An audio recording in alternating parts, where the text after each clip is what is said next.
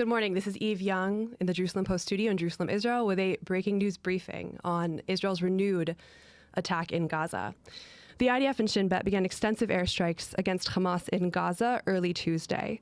The Prime Minister's office said that the strikes are in response to Hamas's refusal to release hostages still held in Gaza, and that Israel will ramp up the operation, dubbed Strength and Sword. Hamas told Reuters that Israel is unilaterally ending the ceasefire agreement.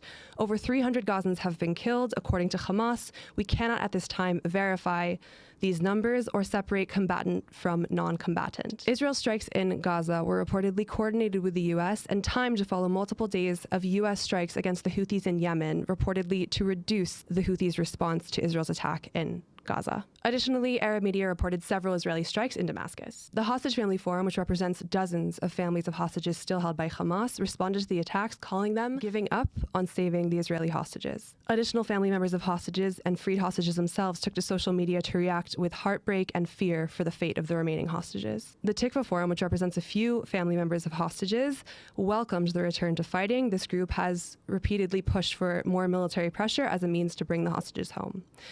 The return to fighting follows by just one day, the Prime Minister's announcement that he would advance the firing of Shin Bet chief Ronen Bar. This announcement was met by extensive criticism. The move was called anti-democratic and an attempt to consolidate power, and mass public protests were planned. Yonah Jeremy Bob, Amichai Stein, and Jerusalem Post staff contributed to this report.